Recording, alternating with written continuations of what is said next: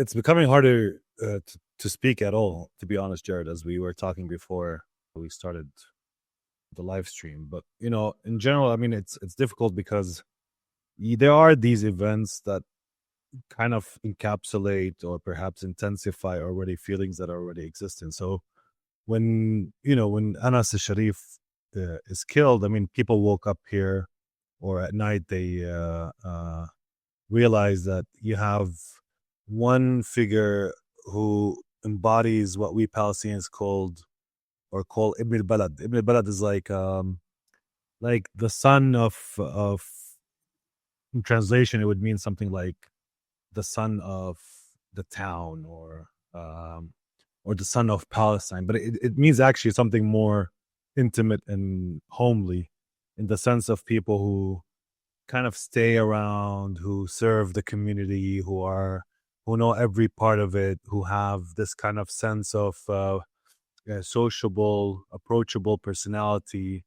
And in Palestine, there are those people that are not necessarily alienated from the place where they live, but in the fact that they belong to it in myriad ways, and they embody that belongingness through this kind of community relations and being quite grounded in the place. And for those who watch, I mean, I'm not from Gaza, but for those who watch Anas and watch also his interaction with those in Gaza, you can sense that type of relationship of him being this type of a 28-year-old young journalist, but at the same time highly grounded in Gaza City, highly grounded in Jabalia, where he comes from, and having this kind of homely grounded sense of belonging. And of course, through Al Jazeera platform, being one of the most important and vital voices of Gaza, specifically after Walid Dahdour and the killing of his family, decided to leave Gaza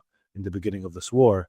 So Anas became like one of the most important, let's say, voices speaking from Gaza and speaking to Arab audiences specifically, but also to the world more broadly. And of course, relaying much of the information that has been coming out from Gaza to the world. So there's this kind of symbolic loss of this voice, as he writes in his posthumous letter, that Israel has succeeded in silencing his voice. So there's that fact. And if of course it I think for most Palestinians and for much of the people that have been closely witnessing this horrific genocide, the loss of Anas just feels a bit different or feels like an intensification of the many losses that people have been feeling throughout these 2 years. So there's something heart-wrenching in it, of course. But to the broader question on Israel, I mean, there's, look, I'm not surprised by Israeli horror and the ability to be sadistically inclined in terms of the exercise of violence. Like, I have very little expectations from Israelis just generally on a human level. And I think from the outset of this war, I never really had much expectations. Nothing really surprised me in terms of Israeli behavior, because as I always said, part of that behavior, parts of this behavior that is now you see quite clearly obscene, have always been there. Whether it's the beatings, taking pleasure in sniping Palestinians, playing hide and seek with Palestinian protesters and killing them. I mean, there's nothing really qualitatively except for how much the world is now more aware of it, and at the same time the intensification of it as a daily process, a daily massacre that is happening on a scale that we have not seen before. But the behavior itself never surprises me, including the behavior that they would kill and assassinate Anas. I mean, for most of us watching throughout this 2 years, and including Anas himself, of course, he anticipated his own assassination, and he left us a letter stating that quite clearly, because also he saw his colleagues being killed. But what is really surprising is that, and I think what shocks most Palestinians more than Israeli behavior, is that the world just doesn't do anything about it. That's the more shocking part. The more shocking part is not Israelis doing what they're doing. Instead of, it's basically these world powers just witnessing, you know, aid massacres, allowing that design to actually unfold in real time, where people are lured to get food and killed, dropping food from air only to find these parcels hitting Palestinians on the ground, killing journalists, arresting and killing and assassinating doctors and surgeons, destroying hospitals. So that type of complicity, that type of bearing witness to this, but allowing it to unfold is a bit shocking. Perhaps because there's part of us naively, that while understanding that this world works on this kind of might makes right type of philosophy, that kind of liberal pretensions of there are norms or laws or specific lines that should not be crossed, and even if these lines are crossed, there's some sort of condemnation, and then there's restraint that should be immediately put into action. I think for most Palestinians, they thought that by this time Israel would be leashed again, that it would not be allowed to continue with this form of massacres, knowing very well, as we all know, that Israel cannot continue and proceed with this daily massacring of the Palestinians and destruction of lives without, the industrial support that it gains from the United States of America, for instance, the stream of weapons that it gets, the diplomatic cover that it is served. Not only that, but also, the attacks on, individuals and peoples, whether in the UK or in other places that are supporting or are in solidarity with the Palestinian people. The arrest of, many protesters in the UK over the weekend, things along those lines that we have seen unfolded, or the attack on universities, the turning of the script where Israeli students feel insecure and they're the ones that are being attacked on campuses. Not that these campuses are complicit quite literally with an ongoing genocide. So all of this feels, this is what is a bit shocking, specifically that the temporal, the time given to Israel has been endless. There's no stop to it. And even now, the only thing that these world powers are coming up with is this empty shell policy, empty symbolic policy of perhaps they will recognize Palestine in September. That's what they come up. So this is what is shocking for us as Palestinians. Maybe we shouldn't be shocked. I mean, let me put it that way. I mean, but there is a shock there. There's a shock around this world allowing this to continue. That there's not still, I mean, there's a lot of solidarity work, but that it could still be more intense. That a lot of people have still not spoken up. That a lot of people have still remained silent. That a lot of intellectuals, academics, a lot of people spoke up, but many still remain in complete silence. And I think, if people were not calling them out before, they should be called out more and more as time passes. Maybe it's too late for them to speak, but at least they should be called out for remaining silent or being complicit or not really taking a stance against an unfolding genocide that is, flirting with various modes of sadistic death, as we've seen, including the killing of 5-6 journalists yesterday, and putting that type of symbolic rupture of killing this 28-year-old journalist who loves his city, and his only fault that he actually was able to reach people's hearts and minds because he's authentic to what he says and he relays truths. I mean, it's a quite shameful moment for the world at large, but for all of us as well watching. But the other thing I would say about this is that Israel is, embarking on a phase destruction of the Gaza Strip, material destruction. I mean, the entire infrastructure, the entire built environment. At the same time, it's now flirting with the idea of what it's calling occupying Gaza. And within that frame, the killing of the journalists, of those people who would at least serve as anchors of sumud, of anchors of remaining within the Gaza City. Because I think one of the things that maybe we can talk about, around what Israel is thinking around its plans to conquer Gaza, because it's quite a misleading title, the idea of conquering Gaza, because Gaza is already, if you want, in terms of military operational terms, the Israel military can basically enter any area within the Gaza Strip if it wishes to do so. And in fact, in the past 2 years, it already entered and left these areas. It doesn't mean that it has conquered it or has complete operational, if you want, control of these areas. As we saw even recently in areas like Beit Hanun, there was still, ambushes by the Palestinian resistance in the northern, the utmost north part of the Gaza Strip.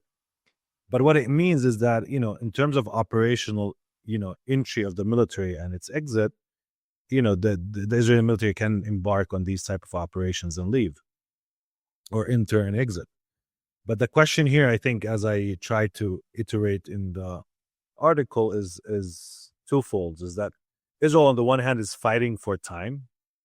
It just wants more time to do more destruction, more time to keep the genocide going, more time to bring out even various different pressures on the Palestinian society in Gaza, inducing its collapse morally, socially, economically, now allowing for or permitting this accumulation of the effects of, the slow form of famine or hunger that has been induced in the Gaza Strip to start producing some effect on bodies. And we've seen at least 300 Palestinians announced as martyrs due to hunger in the past couple of weeks. So you have all of these different, the slow accumulation of what it means to be under the constant pressure of a military machine that is committing massacres in these different designs, but at the same time, the accumulation of things around hunger, malnutrition, etc. So it wants more time to accumulate more of that, to induce more of the collapse. But at the same time, it will need time, for instance, to destroy the entire Gaza City, its built area. It will need more time to also move the population. So we're here talking about months and even years in terms of continuing with, if it's embarking on this kind of slow but ultimately goal-oriented genocide, where it would see the Palestinian population being moved from one area to another, to eventually being perhaps ethnically cleansed or totally wiped out through the killing machine itself. So one way or the other. But it needs time, and it needs to fight for this time, specifically as it sees dwindling, if you want, support. It's being inflicted with a loss in terms of public opinions across the globe. But that doesn't mean anything, at least to the ability of the military machine to continue at this current moment. In fact, it incentivizes Israel to be as violent and as goal-oriented as possible, because it's losing a lot of support, because it perhaps calculates that what it is doing now cannot be done perhaps in the future if there's a complete radical shift in opinions that would lead to some sort of political change, at least in some parts of the world. So the more it entrenches itself in this, pulsion of killing, and the more it will need time. The more it will need time, the more it will also, find different ways to brand and dress up new operations and new plans that don't mean much, but could mean much if Israel succeeds, for instance, in moving the population of Gaza City down south to the central camps area, and then, move into the central camps area and also do a lot of destruction in these areas before, I don't know, piling people up in the Gaza, in the Rafah border, or this humanitarian, between quotes, city that they're planning to construct before, I don't know, ethnically cleansing the Gaza Strip, or at least, changing entirely its spatial and built fabric that people will have nothing to return to, at least practically speaking. So this is the problem, and this is where Anas Sharif also comes in, because Anas Sharif is one of those who remained in North Gaza when many people left North Gaza. This is where this idea of, like, the core group of Palestinians, around 300,000 and 400,000 that remained in the first part, if we recall, before the temporary ceasefire came into effect in January of this year, and Gaza was split into north and south, a core group of Palestinians, around 300 to 400,000, remained in the North Gaza, despite Israeli desire to cleanse the entire northern part of Gaza. And in fact, that 300 and 400,000, are the ones responsible for the reason now that Israel still struggles or still proposes a plan to conquer Gaza City. Because without them staying, there would not have been a Gaza City to speak of, at least at this particular moment. So this is also a revenge for that part that Anas played as a journalist who remained in the north, as a journalist who relayed the picture coming from the north, but at the same time as one of those core group of Palestinians in the hundreds of thousands that remained and rejected the calls of the Israeli army to leave that part of the Gaza Strip, and therefore played an important role in materializing a failure of an Israeli plan to cleanse completely the north and pile the Palestinians completely in the southern part of the Gaza Strip. So this is part of the plan now. So the conquering Gaza is about time and demography. It's about stretching time as much as possible, but it's also about demographic composition of the Gaza Strip and where Israel wants to move the population. These are the two things we should think of when we think of conquering Gaza, at least in what Israel is seeking to do, because it's not necessarily seeking, a conquering that it, on operational terms, it already conquered Gaza. It already entered Gaza City. It already entered the Shifa hospital. It already entered a lot of these areas within the Gaza City itself. It already operated there. It already engaged in firefights there. It already lost a lot of soldiers in these areas, in Jabalia camp, in Jabalia. So there's nothing really operationally that makes sense when you hear, at least in spatial terms, that Israel is conquering Gaza City, because it has already entered multiple times, and it could re-enter and exit if it wishes to do so. Of course, it will pay a price because the resistance will also be setting up ambushes, and of course, engaging in this kind of guerrilla fighting that we have seen going on. But in general, there's no real importance to the term conquering Gaza, except that conquering Gaza in Israeli terms means ethnic cleansing of the Gaza City, and of course the time needed to commit ethnic cleansing and the destruction of the entire built environment there.